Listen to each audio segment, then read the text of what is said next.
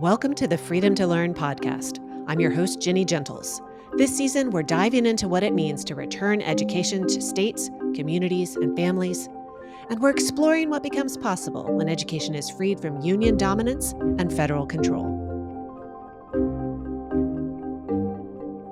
Assistant Secretary for the U.S. Department of Education's Office of Elementary and Secondary Education, Kirsten Baesler, joins me today to discuss what returning education authority to the states looks like in practice. With Iowa and Louisiana receiving returning education to the states waivers, and about 10 more states in discussions with the department, we dig into the flexibility, funding consolidation, and innovation opportunities provided by the waivers, and how the iterative application process is unfolding. We also cover EdFlex authority, interagency agreements, and the ongoing cultural shift in federal education oversight. Kirsten Baesler served as North Dakota's elected state superintendent of public instruction from 2013 to 2025. Before that, she had a 24-year career in the Bismarck public school system as a vice principal, library media specialist, classroom teacher, and instructional assistant. Assistant Secretary Baesler also spent 9 years as an elected member of the Mandan School Board. Assistant Secretary Kirsten Baesler, welcome to Freedom to Learn. Thank you, Jenny. Wonderful to be with you. Before heading to D.C. last year, you were North Dakota's state superintendent of education. What are some of the big differences between working in education policy at the state level versus the federal level? Well, I expected there to be a significant amount of difference, to be honest with you, as I was anticipating making the move after 13 years as the elected state chief in North Dakota. But the one thing that always grounded me in whatever position I was serving in education, whether it was where I started as a teacher's aide through a classroom teacher, building leader, district leader, state leader, everything that I've always done has really been rooted in better student academic outcomes. And that has been my North Star. It has been my driving force, using data that was, whether it was in my classroom, my building, my district, and the state, using that data to identify what needs were the most pressing, figuring out what was not working and breaking those down, eliminating those, figuring out what was working, and then scaling them across, whether it was the building, the district, or the state. So many of those things are so similar to what we're doing here. And I think that that's significantly important to remember. It's what gets me excited about coming to work every day. It's what gets me excited about working with the fantastic team that I have at the Department of Education in DC. But I would say the thing that is the most different in all of those roles, you're probably not going to be surprised by my answer. At each one of those levels, as I was moving through teacher's aide, classroom teacher, building leader, district leader, state leader, now in DC at the federal level, each one of those takes you a step further away from the children that are impacted. And so it's a concerted effort. And I've really had to double down on making sure that I'm staying connected to the students that we're impacting. It transitions from really helping the day-to-day work, the day-to-day teaching and learning that happens in a classroom, to really helping change adult behaviors, because I'm a big believer that student outcomes will never change until adult behaviors change. And so just the levers are a bit different at the federal level. Instead of helping school district leaders at the state level, I'm now helping state leaders change the adult behaviors within their states. And so while the North Star remains the same, the student academic outcomes, the levers of adult behaviors and what we can influence and incentivize is different, but the core work stays the same. Well, the department has, it seems like, a couple tours going on, History Rocks and Returning Education to the State tours. So are you still getting out of Washington for those tours, getting in classrooms, getting to see kids? I am. And that's what makes it really important. Talking to state leaders, talking to teachers, also critically important, talking to families, and really, Jenny, the often most overlooked stakeholder that I think we talk to far too infrequently. We talk about them a lot. We just don't talk to them. Visiting with students is still one of my greatest joys, making sure that we're asking them the questions about what is it that they feel is helping them in their education and journey. Also, Jenny, really visiting with governors and legislators as well, becoming increasingly important as we return education to the states, which is, I would say, the secretary's first and most important priority. It's important that we visit with those legislators and the governors and the state chief school officers within those states to ensure that they are ready and that we are all doing this work together. Well, we regularly talk with the state education chiefs here at the Freedom to Learn podcast, and a big topic that we want to delve into are the waiver applications that they're putting together. And we have an announcement that we can share with listeners that there has been a recent approval of Louisiana's returning education to the state's waiver. Iowa's was approved earlier this year, so that's two. And I'd love for you to talk about what prompted the department to encourage states to apply for these waivers. Waivers have been part of federal education law, but this returning education to the states waiver approach is different. What's the driving force behind these? There are so many requirements out there, and each year after year, decade after decade, leader after leader, there's just more and more requirements that are piled on, piled on. And as a state chief for almost 13 years, I saw those increase over time, and I saw how they really inhibited the innovation and sometimes really took time away from the real work of educating our students and making sure that not only the resources of money, but the resources of time and attention were being pulled away from the actual work of educating our students. And so as I said, returning education to the states is the most important priority. So we are encouraging our states to take a look at within their state, what is it that is really prohibiting them or inhibiting them from doing what they need to do. They know what their needs are. They know where their economy is most in need. They know where their education system is most in need. But what is it that we're doing at the federal level that we could do differently and provide them more flexibility to do the things that they need to do? And as you said, really excited about the announcement with Louisiana. That followed Iowa's. And that was the first step, consolidating those state activity funds and really focusing the efforts. What that does is allows those two states to focus their efforts on what is most necessary and most needed based on the data that I spoke about earlier. Louisiana, they estimate that over the next 4 years that the waiver is good for, that they will be able to consolidate $18 million of federal funds on efforts that they know are important. And as I said in my opening comments about really stopping what they don't need to do anymore and focusing on what they have seen has worked. And Louisiana is such a great example of what's worked.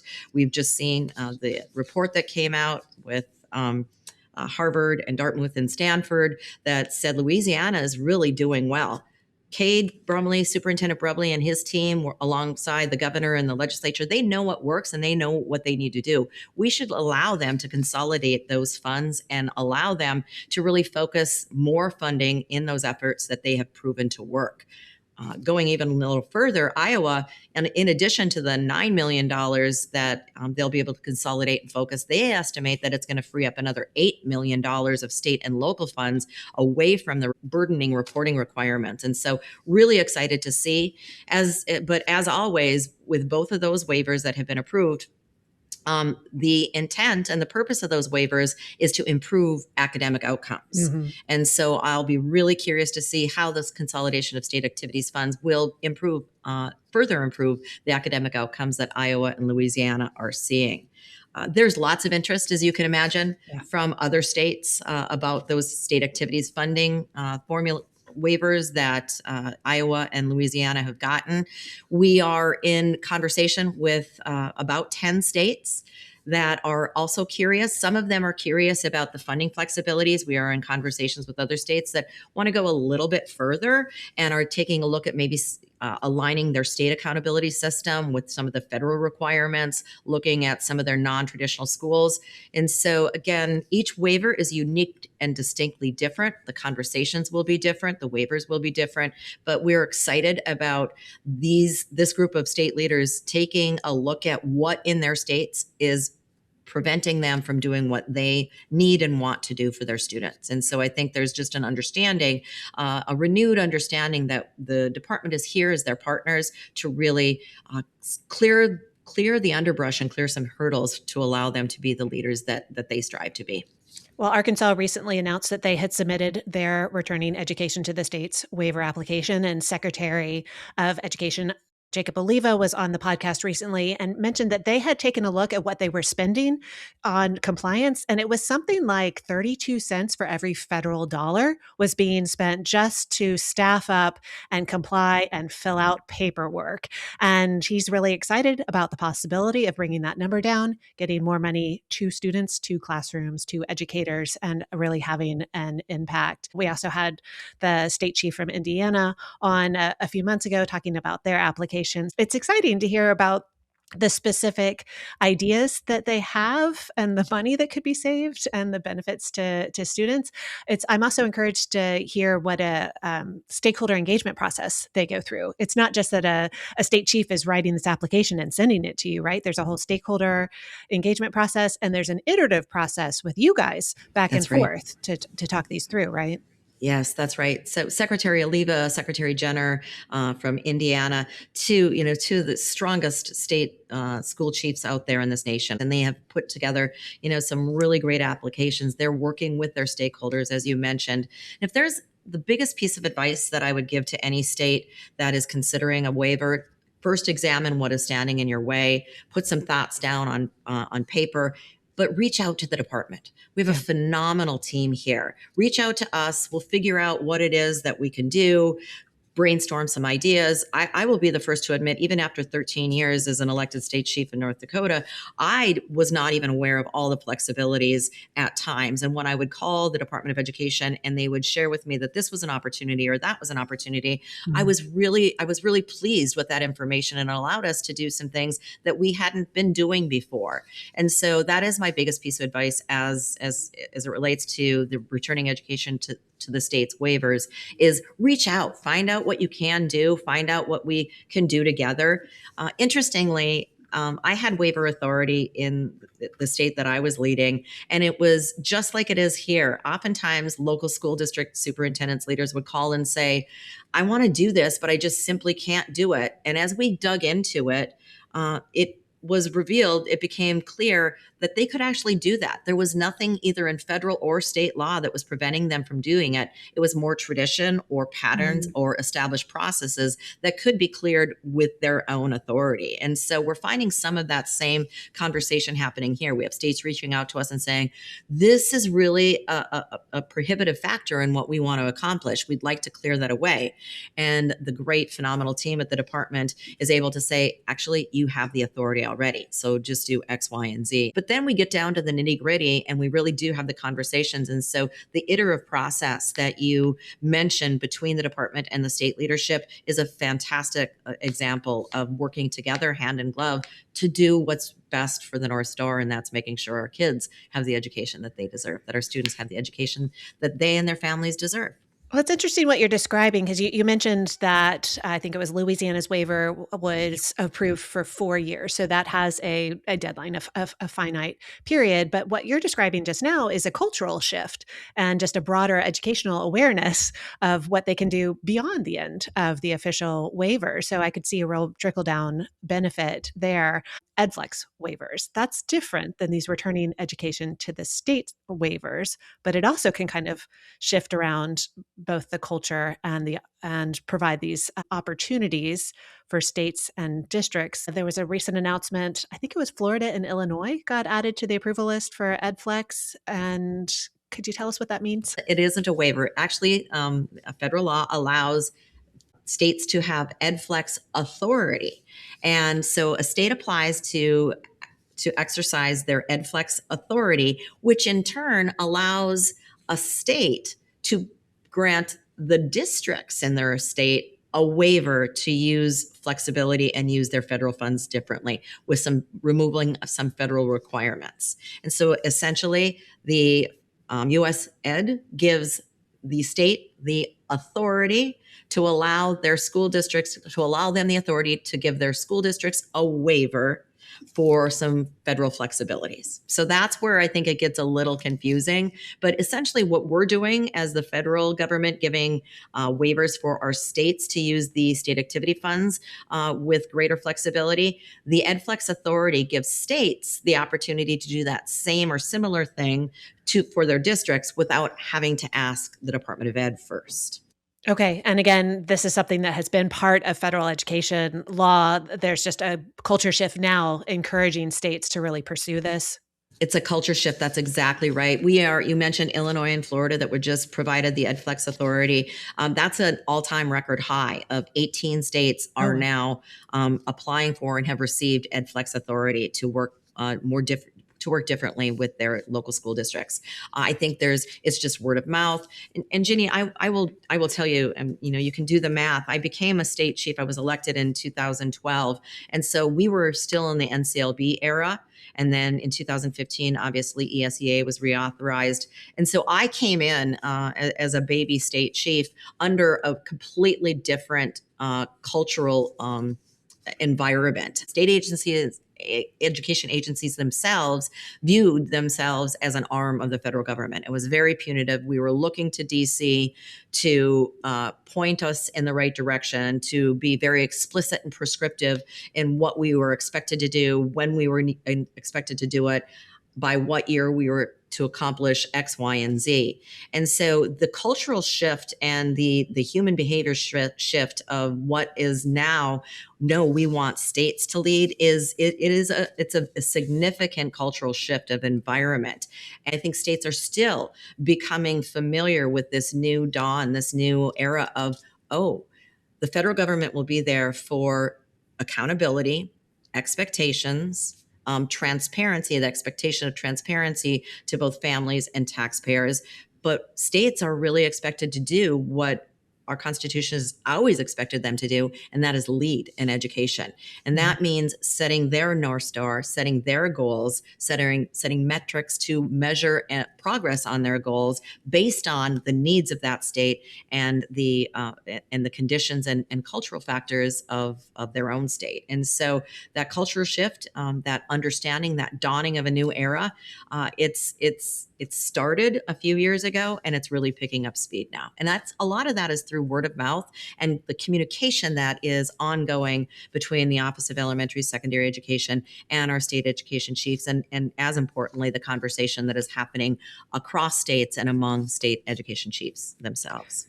Well, Assistant Secretary Baesler, I'd like to switch gears, but it relates to what you're saying. And you mentioned this Office of Elementary and Secondary Education and all of these conversations that you're having with the states. But where does the Office of Elementary and Secondary Education reside right now? I'm speaking to the interagency agreements, IAAs. I think you all are up to maybe 10 now with different agencies, and some are on a small scale, like the Department of State, and some are on a larger scale, like with Department of Labor and increasingly HHS.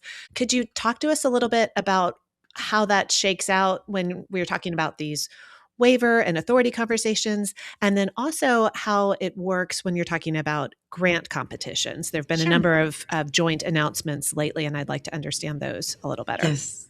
Yes. So specifically for the Office of Elementary and Secondary Education, we have 3 interagency agreements. One with the Department of Interior for our Indian education programs, with their Bureau of Indian Education.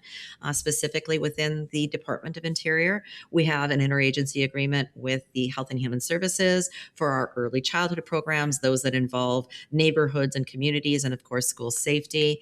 And then we have the bulk of our programs are contained within the interagency agreement with the Department of Labor. And so very exciting. We just posted our 18th and 19th competitive grant last Okay, week. that's higher than I realized. Yeah, 18th and actually those are all of our competitive grants. And I'm so proud of the team for getting those competitive grants all and posted before the end of May. As you know, we got a late start. Our fiscal year 26 budget was not approved by Congress until February of this year. So the phenomenal work of our teams getting all of those grants posted by the end of May, allowing our eligible applicants the time to digest, to have time to write for the grants, to write quality applications. Really, it was really one of our most significant and priority goals, is to make sure that we got those posted as quickly as possible in order to provide the eligible applicants the time that they needed to submit good applications. And so we have one posted with the Department of Interior. I think we have 3 with HHS. A couple still resided in ED just because of the purposes of the grant distribution system. But the remaining are with the Department of Labor. And a lot of people are asking, like, how is that going? It's going really, really well. I think it's been a great example, a great proof point of how these agencies can work together. But with that being said, our first grant competition closes on June 1st. And so we're not done yet. We're going to roll right into the next phase of reviewing the applications and getting those grants awarded. So the partnership, the interagency agreements are going really well. But to your point of where is OESE, the authority of the education programs, the OESE programs, it's still very clear. Until Congress changes the authority of who is responsible, the Secretary of Education is still responsible and delegates and designates those to the Office of Elementary and Secondary Education that reside and lie there. Mm-hmm. And so the same people, the same experts that have been running these programs and these grants before, those are the same people that are eligible applicants, that our program directors within states will be working with. The authority over the decisions of the administration of those grants still lies with the Office of Elementary Education for those grants. And so that is a myth out there that that they're going to go away and that the experts will suddenly be gone, when in fact that's not actually accurate. That's not true. Okay, so the experts are still around and they're working in partnership with Department of Labor or HHS yes. or Interior staff?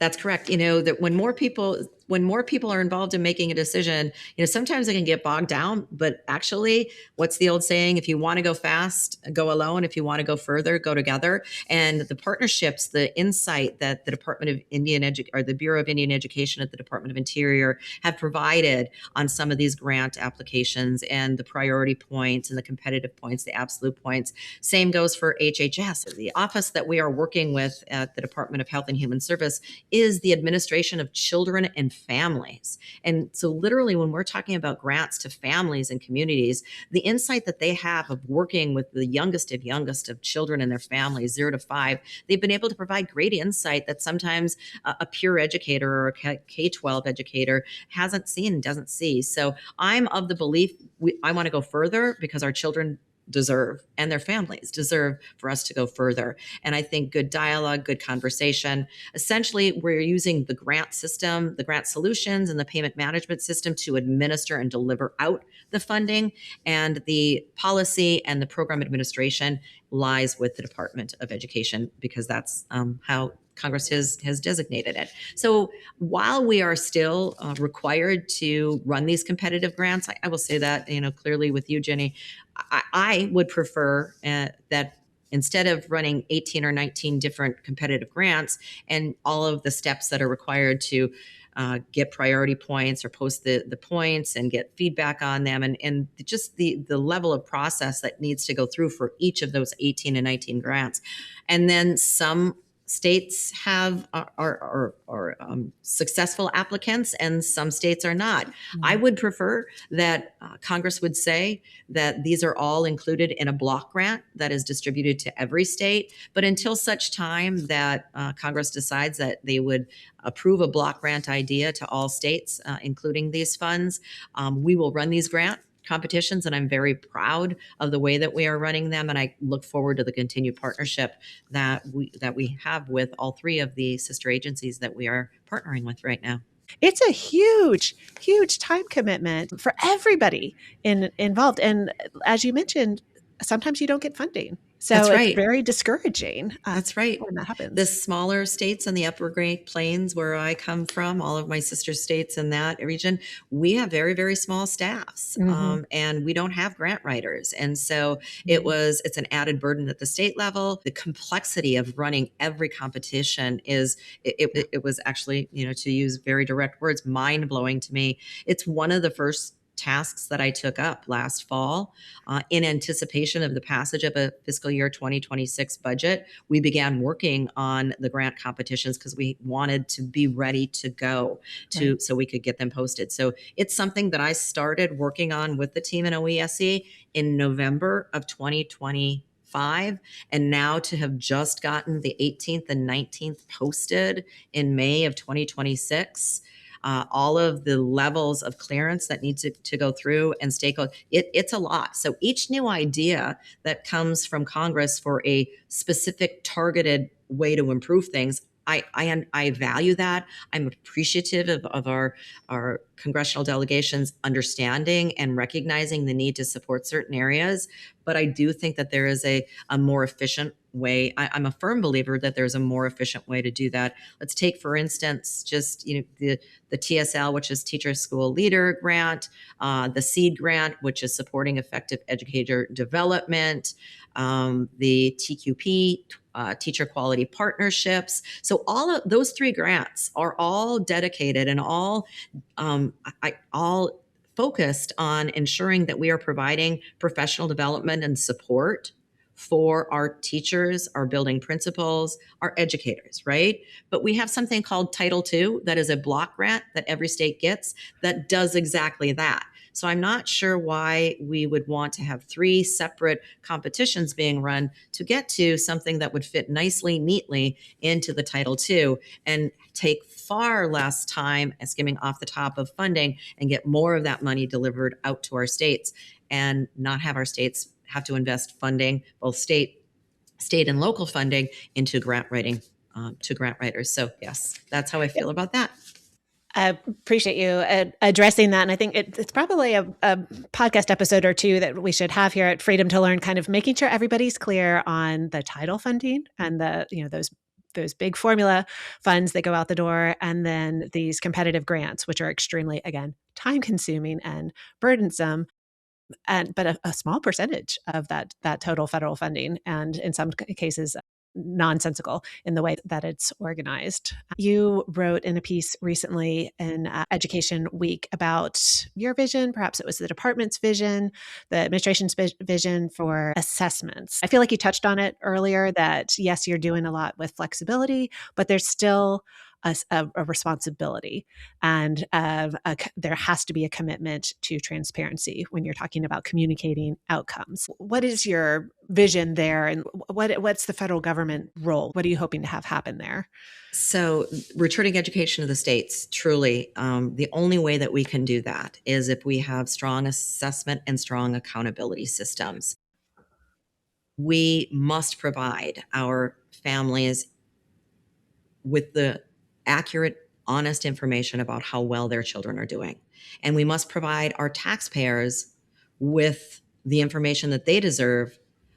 What is their return on investment for taxpayer dollars? If a state is promising that they will deliver, or a school and a district is promising that they will deliver a high quality education to their children and the families within their community, assessment and accountability must deliver that. Same thing for taxpayer dollars.